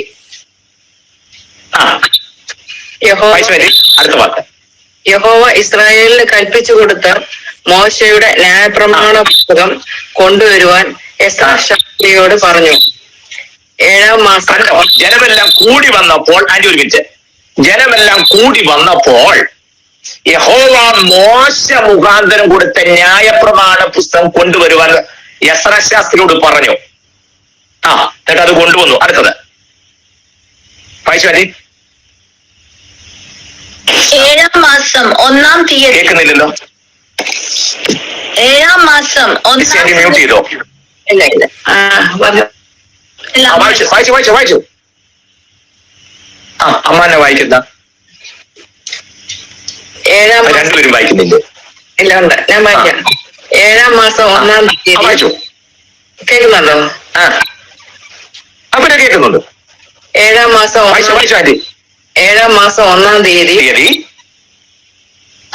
പുരുഷന്മാരും സ്ത്രീകളും കേട്ട് ഗ്രഹിപ്പാൻ പ്രാപ്തിയുള്ള എല്ലാവരുമായ സഭയുടെ മുമ്പാകെ ന്യായപ്രമാണം കൊണ്ടുവന്നു. സ്ത്രീയും പുരുഷനും കുഞ്ഞുങ്ങളും വായിച്ചാൽ കേട്ടാൽ മനസ്സിലാകാൻ പ്രാപ്തിയുള്ള സകല എണ്ണവും.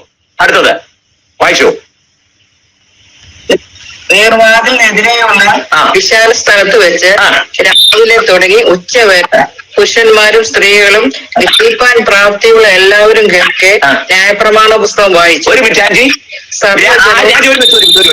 രാവിലെ മുതൽ ഉച്ച വരെ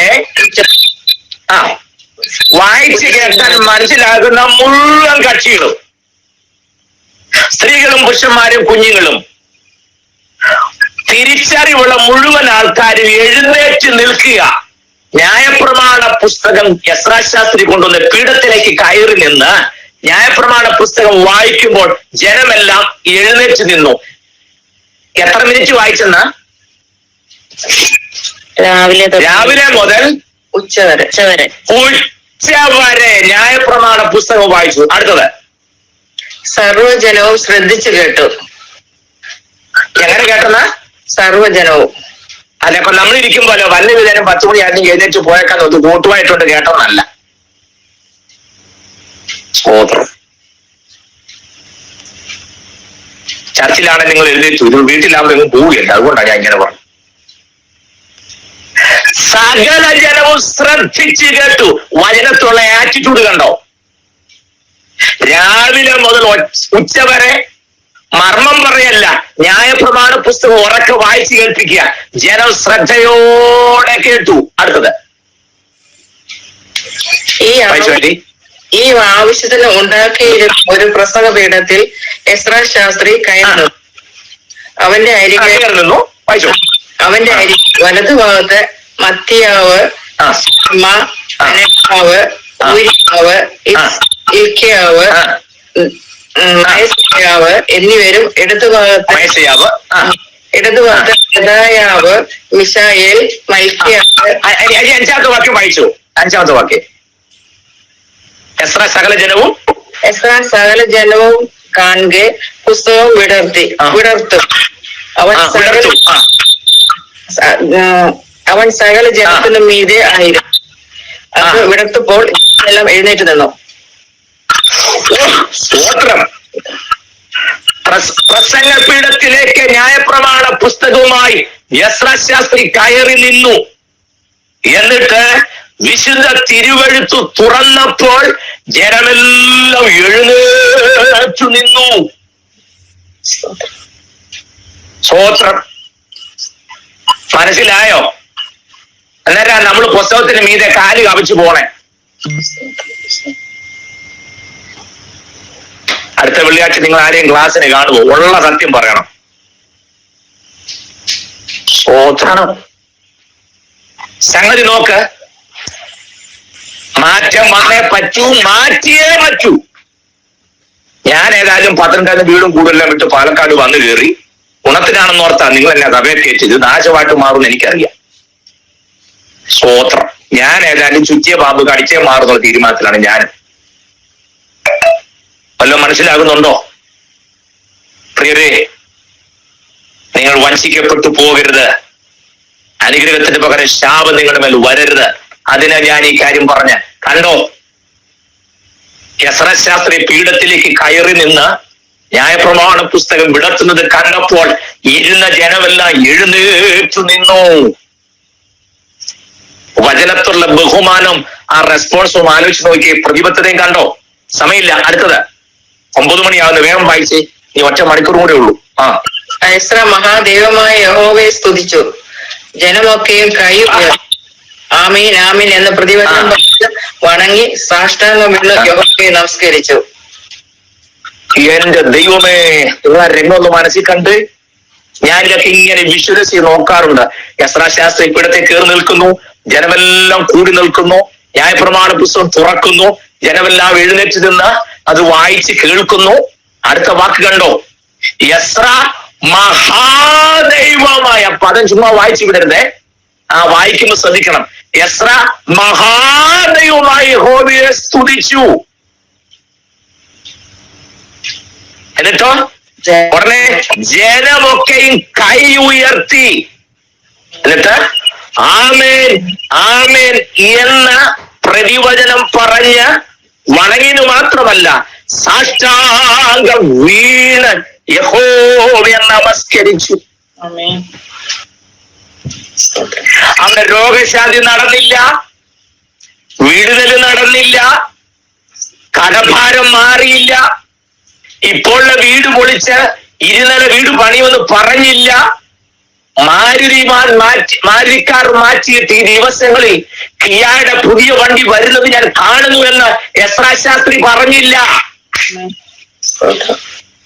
ന്യായപ്രമാണ പുസ്തകം വിടർത്തി തെളിവായി വായിച്ച് കേൾപ്പിച്ചു. ജനം അത് കേട്ടപ്പോൾ ആമേൻ ആമേൻ എന്ന പ്രതിവചനം പറഞ്ഞ് ആ വചനത്തിന് മുൻപാകെ സാഷ്ടാംഗം വീണ് നമസ്കരിച്ചു. സ്തോത്രം. നമ്മൾ പ്രസംഗം കേൾക്കുന്നത് മൊബൈലൊക്കെ തപ്പിക്കൊണ്ടിരിക്കല്ലേ അല്ലേ? പിന്നെ ഇപ്പൊ തന്നെ right now Indian name of Jesus എന്ന് പറഞ്ഞ ഉടനെ നമ്മൾ പറഞ്ഞ സ്വിച്ച് ഇട്ട് അവിടെ വരാനിരിക്കല്ലേ? സ്തോത്രം. തമ്പുരാന്റെ കാര്യത്തിൽ ഇടപെടാത്ത ഒരുത്തന്നെയും കാറ്റ് തമ്പുരാനും ഇടപെടുകയല്ല. അത്രയേ ഉള്ളൂ എന്നോട് ഡോക്ടർ. തുറന്ന് നിങ്ങൾ ആലോചിക്കാൻ പോകണ്ട. തമ്പുരാന്റെ വിഷയത്തിൽ നിങ്ങൾ എത്രത്തോളം ഇൻവോൾവ് ആകുന്നു, നിങ്ങളുടെ വിഷയത്തിൽ തമ്പുരാനും അതനുസരിച്ച് ഇൻവോൾവ് ആകത്തു. അതാണ് അതിന്റെ. ഇനി അടുത്ത വാക്യം വായിച്ച്. ഏഴാമത്തെ വാക്യം. ജനം താന്താന്റെ നിലയിൽ തന്നെ നിന്നിരിക്കെ യേശുവ, ബാനി, ശെരബ്യാവ്, യാമീൻ, അക്കൂബ്, ശബത്തായി, ഹോദിയാവ്, മയസയാവ്, കെലീത്ത, അസരിയാവ്, യോസാബാത്ത്, ഹാനാൻ, പെലായാവ് എന്നിവരും. അടുത്ത വാക്യം വായിച്ചു. ലേവ്യരും ലേവ്യരും ജനത്തിന് ന്യായപ്രമാണത്തിൽ തിരിച്ചു കൊടുത്തു. ആ എന്താ അത് പ്രധാന സംഗതി കേട്ടില്ല. എന്നിവരിൽ ലേവ്യരും ജനത്തിന് ന്യായപ്രമാണത്തെ പൊരുൾ തിരിച്ചു കൊടുത്തു. അണ്ട ആ പൊരുളെന്ന് പറഞ്ഞാൽ ഞാൻ കേട്ടില്ല ആന്റി പറഞ്ഞു കാണും, പക്ഷെ എനിക്ക് കേൾക്കാൻ പറ്റാറ്. അവിടെ എന്റെ സംഗതി ഇരിക്കുന്നത് മുഴുവൻ അത് പോയില്ലേ. ജനത്തിന് പൊരുള് തിരിച്ചു കൊടുത്തു. കണ്ടോ? ഇനി അവിടെ തീർന്നില്ല, 8ാമത്തെ വാക്യം നിർബന്ധമായിട്ട് വായിക്കണം. ഇങ്ങനെ അവർ ദൈവത്തിന്റെ ന്യായപ്രമാണം തെളിവായി വായിച്ചു കേൾപ്പിക്കുകയും വായിച്ചത് ഗ്രഹിപ്പാൻ. എങ്ങനെ വായിച്ചു കേൾപ്പിച്ചു ആന്റി? എങ്ങനെ വായിച്ചു കേൾപ്പിച്ചെന്ന? തെളിവായി. തെളിവായി എങ്ങനെ വായിച്ചെന്ന? ദൈവത്തിന്റെ ന്യായപ്രമാണ പുസ്തകം എങ്ങനെ വായിച്ചെന്ന? നിങ്ങളെ കൊണ്ട് പറയിപ്പിക്കാൻ വേണ്ടിയല്ല, തെറ്റായിട്ടല്ല, തെളിവായി വായിച്ച് കേൾപ്പിക്കുകയും. അതാ ഞാൻ പറഞ്ഞത്, ചുമ്മാ വായിക്കരുന്ന് പറഞ്ഞത്. ചില വേദോത്സവം വായിക്കുന്ന കേട്ടാ കുർള എക്സ്പ്രസ് പോകുമ്പോല്ല, എറണാകുളത്ത് നിന്ന് വിട്ടാ പിന്നെ പാലക്കാട് വിട്ടാ പിന്നെ കോയമ്പത്തൂർ, ഒറ്റ പോകാം. എന്തിന് വായിക്കുന്നതാണോ വായിങ്ങനെ? ആരെ ബോധ്യപ്പെടുത്താൻ?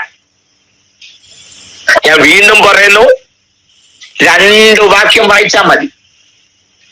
It should be vivid and clear. മനസ്സിലായോ? എൻ മനമേ യഹോവയെ വാഴ്ത്തുക, എന്റെ സർവ അന്തരംഗവുമേ അവന്റെ വിശുദ്ധ നാമത്തെ വാഴ്ത്തുക. എൻ മനമേ യഹോവയെ വാഴ്ത്തുക, അവന്റെ ഉപകാരങ്ങളൊന്നും മറക്കരുത്. അത്രയും മതി. അതുപോലെ എൻ മനമേ യഹോവയെ വാഴ്ത്തുക, അത് ഉപകാരം മറക്കരുത്, സർവാധികാര വിസ്ഥാപത്തെ വാഴ്ത്തുക. അങ്ങനെ എന്തിനാ? ആർക്ക്? എന്തോ ഗുണത്തിന്? നോ, ഇത് ഞാനല്ല, പുസ്തകത്തിൽ പറഞ്ഞു തെളിവായി വായിച്ച് കേൾപ്പിക്കുകയും. അടുത്തത് വായിച്ചത് ഗ്രഹിപ്പാൻ തക്കണം, അർത്ഥം പറഞ്ഞു കൊടുക്കുകയും. അപ്പൊ ചുമ്മാ വായിച്ചാൽ മാത്രം പോരാ, വായിച്ചത് ഗ്രഹിപ്പാൻ തക്കവണ്ണം പൊരുൾ തിരിച്ചു കൊടുക്കുകയും ചെയ്യണം. അടുത്ത വാക്യോട് വായിക്കണം, 13 വരെ വായിക്കണം. ദേശാധിപതിയായ നെഹമ്യാവും ശാസ്ത്രിയായ എസ്രാ പുരോഹിതനും ജനത്തെ ഉപദേശിച്ച് ലേവ്യരും സകല ജനത്തോടും. ആരൊക്കെയുണ്ടപ്പം? ദേശാധിപതിയായ നെഹമ്യാവുണ്ട്, ശാസ്ത്രിയായ എസ്രാ പുരോഹിതനും ജനത്തെ ഉപദേശിച്ചു കൊണ്ട ലേവ്യരും ജനത്തോട്, ഈ ദിവസം നിങ്ങളുടെ ദൈവമായ യഹോവയ്ക്ക് വിശുദ്ധമാകുന്നു. അടുത്തത്, നിങ്ങൾ ദുഃഖിക്കരുത്, കരയുമരുത് എന്ന് പറഞ്ഞു. എന്താ അങ്ങനെ പറയാൻ കാരണം? ഇതെല്ലാം ന്യായപ്രമാണം ജനത്തിന്റെ ന്യായപ്രമാണം കേട്ടപ്പോൾ കരഞ്ഞുപോയിരുന്നു. കണ്ടു. കരയെന്ന് പറയാൻ കാര്യം അറിയാമോ?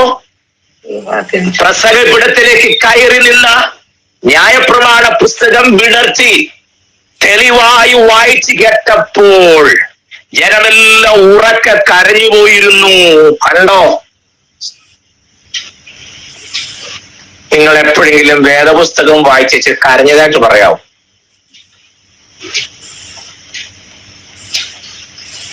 വേണ്ട, അത് നടക്കുന്ന കാര്യമില്ല, നടന്നിട്ടുമില്ല. നിങ്ങൾക്ക് സാക്ഷ്യം പറഞ്ഞ എന്റെ അവസരം തരാം. വേദപുസ്തകം വായിച്ച് ഉറങ്ങിയ കാര്യം എന്ന് പറഞ്ഞ് അത് എത്രയോ പ്രാവശ്യം അല്ലേ? എത്രയോ പേര് വേദപുസ്തകം വായിച്ച് ധ്യാനിച്ച് ലാസ്റ്റ് ഇതുപോലെ ഒരു നൂല് പോലൊരു സാധനം പുസ്തകത്തെ വന്ന് വീണിരിക്കുന്നു. ഇവിടുന്ന് പിന്നെ എടുത്ത് തുടച്ചേച്ച് കർത്താവേ സ്തോത്രം ഹല്ലേലൂയ. ഇതല്ലേ നമ്മുടെ അനുഭവം? നോക്ക്, ന്യായപ്രമാണ പുസ്തകം ഉറക്കെ തെളിവായി വായിച്ചു കേട്ടപ്പോൾ ജനമെല്ലാം ഉറക്കെ കരഞ്ഞു. കണ്ടോ? ദൈവവചനം ജീവനും ശക്തിയുമാകെയ ആത്മരക്ഷയുണ്ടേവനും ഉള്ളത്തിൽ കൈക്കൊണ്ട ആത്മമരണം മാറും നീതിയിൽ അവൻ വാഴും. കേൾക്കുക നാം, കാക്കുക നാം ജീവന്റെ വാക്യങ്ങൾ.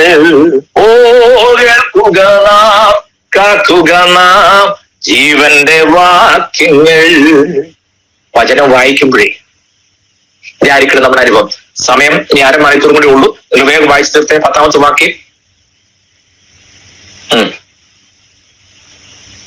അനന്തരം അവൻ അവരോട് നിങ്ങൾ ചെന്ന് മൃഷ്ടാനും ഭോജനവും മധുരപാനീയവും മധുരപാനീയവും കഴിച്ച് തങ്ങൾക്കായി വട്ടം കൂട്ടിയില്ലാത്തവർക്ക് പകർച്ച കൊടുത്തയച്ചു. ഈ ദിവസം നമ്മുടെ കർത്താവാകുന്നു. നിങ്ങൾ ദുഃഖിക്കരുത്, യഹോവയെങ്കിലും സന്തോഷം നിങ്ങളുടെ ബലമാകുന്നുവല്ലോ എന്ന് പറഞ്ഞു. യഹോവയെങ്കിലും സന്തോഷം നിങ്ങളുടെ ബലമാകുന്നുവല്ലോ എന്ന് പറഞ്ഞു. ദൈവത്തിങ്കലെ സന്തോഷം ആശ്രിതരിൻ ബലമാ, ആശയറ്റുപോയ ക്ലേശം ദൂരത്തെറിയുക. അടുത്ത വാക്ക് കണ്ടോ, യഹോവയെങ്കിലും സന്തോഷം നമ്മുടെ ബലമാകുന്നു. അടുത്തത് ഔവണ്ണം ലേവ്യരും നിങ്ങൾ മിണ്ടാതിരിപ്പീൻ, ഈ ദിവസം വിശുദ്ധമല്ലോ, നിങ്ങൾ ദുഃഖിക്കരുത് എന്ന് പറഞ്ഞ് സാവധാനപ്പെടുത്തി തങ്ങളോട് പറഞ്ഞ വചനം ബോധ്യമായിക്കൊണ്ട് ജനമെല്ലാം തങ്ങളോട് പറഞ്ഞ വചനം ബോധ്യമായതുകൊണ്ട് ജനമെല്ലാം പോയി. തങ്ങളോട് പറഞ്ഞ വചനം എന്തോ കറക്റ്റാണ്. തങ്ങളോട് പറഞ്ഞ വചനം ബോധ്യമായി. ആ പദവിക്ക് വീണ്ടും വീണ്ടും കിട്ടണം. അതിനാ തങ്ങളോട് പറഞ്ഞ വചനം ബോധ്യമായതുകൊണ്ട്. എന്ത് പറഞ്ഞു ദൂത് കിട്ടും എങ്ങനെയായിരുന്നു? ഏതാണ്ടൊരു വാക്കിട്ട് തുടങ്ങി. കുഴപ്പമില്ലായിരുന്നു കേട്ടോ, നല്ല. പിന്നെ ഒരു കാര്യം പറഞ്ഞു എന്നാ പിന്നെ നല്ലതായിരുന്നേ എന്തോന്ന്. പിന്നെ 1.5 മണിക്കൂർ നേരം അല്ല എന്താ സംഭവം? വചനം അവർക്ക് ബോധ്യമായി. കണ്ടോ? എന്നിട്ടോ ബോധ്യമായിട്ടോടെ ജനമെല്ലാം പോയി തിന്നുകയും കുടിക്കുകയും പകർച്ച കൊടുത്തയക്കുകയും അത്യന്തം സന്തോഷിക്കുകയും ചെയ്തു. കണ്ടോ? മതി. തങ്ങളോട് പറഞ്ഞ വചനം ബോധ്യമായതുകൊണ്ട് ജനമെല്ലാം പോയി തിന്നുകയും കുടിക്കുകയും ഇല്ലാത്തവർക്ക് പകർച്ച കൊടുത്തയക്കുകയും ചെയ്ത് അത്യന്തം സന്തോഷിച്ചു. പ്രസംഗത്തിന്റെ ക്ഷീണം മാറ്റാൻ കഴിച്ചാ പോകുന്നതല്ല. വചനം കേട്ട ബലത്തിൽ പോയി ഭക്ഷണം കഴിച്ചെന്നാ. കണ്ടോ? നമ്മൾ പ്രസംഗം കേൾക്കുമ്പോഴും ചിന്തിക്കുക, ദൈവമേ കുക്കറിനകത്ത് ഇട്ടേച്ചാ പോകുന്നത്, തിരിച്ചു ചെല്ലുമ്പോ എങ്ങനെ ആവൂവാ, ഓഫ് ചെയ്തായിരുന്നോ, വിസിൽ അടിച്ചായിരുന്നോ? ഇതെല്ലാം പാസ് ഇവിടെ കണ്ണി വെളിപ്പാട് പുസ്തകത്തിലെ കാര്യം പറയുന്നു, അൽഫയോമകയും പറയുന്നു, പത്രോസിനെ വിടിവിച്ച കാര്യം, ദൂതൻ ഇറങ്ങി വരുന്ന കാര്യം പറയുമ്പോഴെല്ലാം ദൈവമേ 3 വിസിലായിരുന്നു, എത്രയായിരുന്നോ വാ. ഇത് ഓർത്തോണ്ടാണ് നമ്മളിരിക്കുന്നത്. നമ്മളിങ്ങനെ ജാഗരിക്കാതെ ചെയ്മെടുക്കും ശോധന. നമ്മൾ കുറെ ചീമെടുക്കുന്നു പറഞ്ഞ കാര്യം നടക്കുകയല്ല ഞാൻ പറഞ്ഞു വരുന്നു. മനസ്സിലായോ? ഞാൻ അവസാനിപ്പിക്കാം. തുടക്കത്തിൽ തന്നെ ഞാൻ ഒത്തിരി അങ്ങോട്ട് പോയാൽ നിങ്ങളാണ് വിഷമിക്കുന്നു. ഞാൻ അവസാനിപ്പിക്കട്ടെ. പ്രിയമുള്ളവരെ, ദൈവവചനത്തുള്ള നമ്മുടെ റെസ്പോൺസ് ഞാൻ ഈ പറഞ്ഞു വന്നത്. അതുകൊണ്ട് നിങ്ങൾ വായിക്കുമ്പോൾ അതാണ് ചോദിച്ചത്, നിത്യജീവന്റെ കാര്യ ചോദിച്ചത്. കർത്താവിന്റെ മറുപടി നീ തിരുവചനം എങ്ങനെ വായിക്കും? വായന വളരെ ശ്രദ്ധയോടുകൂടി ആയിരിക്കണം. അതുകൊണ്ടാണ് തീർത്തോസ് 1-ാം ലേഖനം 4-13 വാക്യത്തിൽ ഞാൻ വരുവോളം വായന, പ്രബോധനം, ഉപദേശം എന്നിവയിൽ ശ്രദ്ധിച്ചിരിക്കണം. കണ്ടോ? വായനയും പ്രബോധനവും ഉപദേശവും ഒരുപോലെ ഇമ്പോർട്ടൻസ് ഉള്ളതാ. ശ്രദ്ധിച്ചിരിക്കണം. സ്തോത്രം. അതുകൊണ്ട് വായിക്കുമ്പോൾ മനോരമ വായിക്കുന്ന ലാഘവത്തോടെ, ഫേസ്ബുക്കിൽ ഏതെങ്കിലും ന്യൂസ് വായിക്കുന്ന ലാഘവത്തോടെ ദയവായി ദൈവവചനം വായിക്കാൻ നിങ്ങൾ ശ്രമിക്കരുത്. സ്തോത്രം. വേദപുസ്തകത്തിന്റെ വിശുദ്ധ തിരുവെഴുത്തെന്നാ പറയുന്നത്. വേദപുസ്തകം തന്നെ വേണം. അതൊരു കാരണവശാലും സംഗീതം പറയുമ്പോൾ മൊബൈലിനകത്ത് തപ്പരുത്. എന്റെ മൊബൈലിനകത്തും വേദപുസ്തകം ഉണ്ട്, പക്ഷേ അത് ശുശ്രൂഷയ്ക്കോ സഭയിലോ എടുക്കാനുള്ളതല്ല. ഇതാ ഞാൻ വേഗം വരുന്നു. ടാബിൽ എന്നെ കുറിച്ച് എഴുതിയിരിക്കുന്നു. അങ്ങനെയാണോ വാക്യം?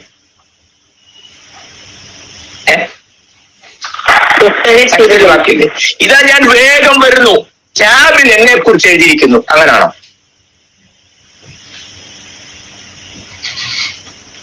പിന്നെ അങ്ങനെ എഴുതിയിരിക്കുന്നത് ഞാൻ വേഗം വരുന്നു, പുസ്തകത്തിൽ എന്നെ കുറിച്ച് എഴുതിയിരിക്കുന്നു. എന്റെ ചോദ്യം, പുസ്തകത്തിൽ എന്നെ കുറിച്ച് എഴുതിയിരിക്കുന്നു പറയുന്ന കാലത്ത് പുസ്തകം ഇല്ലല്ലോ. പാർച്ച്മെന്റ്സ് അല്ലേ ഉള്ളൂ. പാർച്ച്മെന്റ്സ് എന്ന് പറഞ്ഞാൽ ചർമ്മലിഖിതം, മരത്തിന്റെയും മൃഗത്തിന്റെയൊക്കെ തോലിൽ എഴുതി വെക്കുന്ന കാലം. ലോകത്തെ ഏറ്റവും വലിയ തോൽച്ചുരുൾ ഗ്രന്ഥശാല ഉണ്ടാക്കുന്ന പട്ടണമാണ് പെർഗമോസ്. പാർച്ച്മെന്റ്സ് എന്ന പദത്തിൽ തന്നെ ആ പെർഗമം എന്ന പദം തന്നെ ഉണ്ടായത്, ചർമ്മലിഖിതം. അപ്പൊ തോൽച്ചുരുളിനകത്ത് മരത്തിന്റെ തോൽ എഴുതി വെക്കുന്ന കാലത്ത് എഴുതിയിരിക്കുന്നു, ഇതാ ഞാൻ വേഗം വരുന്നു, പുസ്തകത്തിൽ എന്നെ കുറിച്ച് എഴുതിയിരിക്കുന്നു. പറഞ്ഞാൽ ചുരുളൊക്കെ മാറി പിന്നീട് പുസ്തകമാകുന്ന പരിശുദ്ധാത്മാവൻ അറിയായിരുന്നു. എന്നാൽ കുറച്ച് കഴിഞ്ഞ് പുസ്തകം മാറി മൊബൈലും ടാബും ഒക്കെ ആകുമ്പം ടാബിൽ എന്നെ കുറിച്ച് എഴുതിയിരിക്കുന്നു എന്നല്ല. ഞാനിപ്പോ ഉപയോഗിക്കുന്ന ടാബിനകത്തും വേദപുസ്തകമുണ്ട്, എന്റെ മൊബൈലിനകത്തും വേദപുസ്തകമുണ്ട്. പക്ഷെ ഞാൻ കൈകാര്യം ചെയ്യുന്നത് അതല്ല. മനസ്സിലായല്ലോ? സ്വഭാവത്തിൽ 42 സംഘത്തിൽ പറഞ്ഞ ഉടനെ പൂച്ച മാന്തും പോലെ ഇത് മാന്തുക, അതല്ല ഞാൻ പറഞ്ഞു. സ്വോത്രം, പുസ്തകം തന്നെ വേണോ അതിന്? നിങ്ങൾ പിണങ്ങിയോ? അടുത്ത വെള്ളിയാഴ്ച ഞാനും പാസും മാത്രമേ കാണുമെന്ന് എനിക്ക് ബലമായ സംശയമുണ്ട്. ഇവൻ തുടക്കത്തിലെ ഈ രൂപത്തിലാണെങ്കിൽ മുന്നോട്ടുള്ള നാളിൽ എങ്ങനെയായിരിക്കും എന്നുള്ളത്. നോ, ഇത് ക്ലാസ് ആണ്. ദൈവജനത്തുള്ള ബന്ധത്തിൽ വിട്ടുവീഴ്ചയ്ക്ക് തയ്യാറാകാത്തത് കൊണ്ടാണ് ഞാൻ ഇങ്ങനെയൊക്കെ പറയുന്നത്. നിങ്ങളുടെ ഗുണത്തിനും നന്മയ്ക്കത് കാരണമായി തരും. സമയം ഒരു അല്പം മുന്നോട്ട് നീങ്ങി, 1 മിനിറ്റേ മുന്നോട്ട് പോകുള്ളൂ, അധികം ഒന്നും മുന്നോട്ട് പോയിട്ടില്ല. 10 മണി കഴിഞ്ഞ് 1 മിനിറ്റായി. എന്റെ വാക്കുകൾക്ക് വിരാമം കുറിക്കുന്നു. ദൈവം നമ്മെ അനുഗ്രഹിക്കട്ടെ. നിശ്ചയമായും നിങ്ങൾ ഞാൻ ഇന്ന് പറഞ്ഞ കാര്യങ്ങൾ ശ്രദ്ധയോടെ കൈക്കൊള്ളുകയും അടുത്ത ആഴ്ച ഞാൻ ഒന്നുകൂടെ ഹൗ ടു റീഡ് എന്നുള്ള പോർഷൻ ഒന്നുകൂടെ പറയണം. കാരണം വായനയുടെ 4 തലങ്ങൾ പറഞ്ഞിട്ട് വേണം എനിക്ക് പുസ്തകത്തിലേക്ക് ഒന്ന് പ്രവേശിക്കാൻ. ദൈവം വെച്ചാൽ അടുത്ത ആഴ്ച, അടുത്ത വെള്ളിയാഴ്ച ഇതേ സമയം നമുക്ക് വീണ്ടും ഒരുമിച്ച് കൂടാം. ദൈവമായി കർത്താവ് നമ്മെ സഹായിക്കുമാറാകട്ടെ. പ്രാർത്ഥനയ്ക്കായി അവിടെ തലകളെ വണക്കാം. നമുക്ക് ദൈവത്തോട് പ്രാർത്ഥിക്കാം. ഹല്ലേലൂയ. ഈ സന്ധ്യയിൽ നമ്മള് കഴിഞ്ഞ പകൽ മുഴുവൻ പല മെച്ചപ്പാടുകളുടെ നടുവിലായിരുന്നു. അതിനെല്ലാം അല്പം വേറിട്ടുള്ള ശാന്തമായ അന്തരീക്ഷത്തിൽ നാം ഇരിക്കുന്ന ഇരിപ്പിടത്തിൽ, നാം പാർക്കുന്ന ഭവനത്തിൽ ഇരുന്നു കൊണ്ട് ശാന്തമായ അന്തരീക്ഷത്തിൽ ദൈവജനത്തിന്റെ ഗൗരവം ഒന്ന് ചിന്തിപ്പാൻ ദൈവം നമുക്ക് അവസരം തന്നല്ലോ. ദൈവജനം എത്ര വിലപ്പെട്ടതാണ്, അതിന്റെ ഓരോ അക്ഷരത്തിന്റെ മൂല്യം എത്ര വലുതാണ്, അതിന്റെ കുത്തിനും കോമയ്ക്കും പോലും പ്രാധാന്യം വലുതാണെന്ന് നാം ചിന്തിച്ചല്ലോ. ഈ വചനത്തെ നമ്മുടെ സ്വന്തം ഭാഷയിൽ നമുക്ക് മനസ്സിലാകത്തക്ക രീതിയിൽ നമ്മുടെ പക്കലെത്തിക്കുവാൻ ദൈവത്തിന് നമ്മൾ പ്രസാദം തോന്നി. നിശ്ചയമായും അതുകൊണ്ട് തന്നെ തിരുവെഴുത്ത് സ്വന്തമായിട്ട് കയ്യിലുള്ളവർ രാവും പകലും സമയം കിട്ടുമ്പോഴൊക്കെ ആ ദൈവവചനം വായിക്കുകയും ധ്യാനിക്കുകയും ഒക്കെ ചെയ്ത് അകത്തെ മനുഷ്യൻ ക്രിസ്തുവിൽ ബലപ്പെടുവാൻ ഇടയായി തീരുന്നതിന് നമുക്ക് ചെന്ന് പ്രാർത്ഥിക്കാം. ഞങ്ങളെ ആഴമായി സ്നേഹിക്കുന്ന ഞങ്ങളുടെ സ്വർഗ്ഗീയ നല്ല പിതാവേ, വിഹിതമായ നല്ല സമയത്തിനായി സ്തോത്രം. ഈ ഡിജിറ്റൽ പ്ലാറ്റ്ഫോമിൽ ഞങ്ങൾക്ക് ഒരുമിച്ച് കൂടി ഞങ്ങളുടെ വചനത്തെ ചിന്തിക്കുകയും പഠിക്കുകയും ചെയ്യുവാൻ ദൈവം ഞങ്ങൾക്ക് നൽകിയ വലിയേറിയ അവസരത്തിനായി ഞങ്ങൾ അങ്ങേക്ക് മഹത്വം കരയറ്റുന്നു. ജോയിൻ ചെയ്ത എല്ലാവരെയും കർത്താവ് സഹായിക്കണമേ. സാങ്കേതികമായ തകരാറൊന്നും കൂടാതെ, നെറ്റിന്റെ പ്രയാസമൊന്നും കൂടാതെ ക്ലാസ്സിന്റെ തുടക്കം മുതൽ ഇതിൽ പങ്കെടുപ്പാൻ കർത്താവ് അവസരം തന്നതിനായി സ്തോത്രം. കർത്താവ് ഈ ക്ലാസ്സുകൾക്ക് നേരത്തെ കൊടുക്കുവാൻ ഞങ്ങളുടെ ദാസരതയും ബലപ്പെടുത്താനായി സ്തോത്രം ചെയ്യുന്നു. താനിപ്പോൾ ആയിരിക്കുന്ന രാജ്യം ദൈവം സൂക്ഷിക്കാൻ പരിപാലിക്കുകയും ചെയ്യണമേ. ക്ലാസ്സിൽ ജോയിൻ ചെയ്തിരിക്കുന്ന ഞങ്ങളുടെ എല്ലാ പ്രിയപ്പെട്ടവരെയും തൃക്കരങ്ങൾ സമർപ്പിക്കുന്നു. വരും ദിവസങ്ങളിൽ ഞങ്ങൾ തുറമാനമായി പഠിക്കുന്ന ദൈവവചനം ഞങ്ങളുടെ ജീവിതത്തിൽ വലിയ അനുഗ്രഹത്തിനും വിടുതലിനും ആത്മിക വർധനവിനും ഞങ്ങളുടെ വിശുദ്ധിയുടെ തികവിനും ഒക്കെ കാരണമാക്കി തീർക്കണമേ. ദൈവത്തിന്റെ സകലത്തിലും മഹത്വം എടുക്കണമേ. പ്രാർത്ഥന യാചന കേട്ടതുകൊണ്ട് സ്തോത്രം. യേശു ക്രിസ്തുവിന്റെ നാമത്തിൽ തന്നെ ആമേൻ.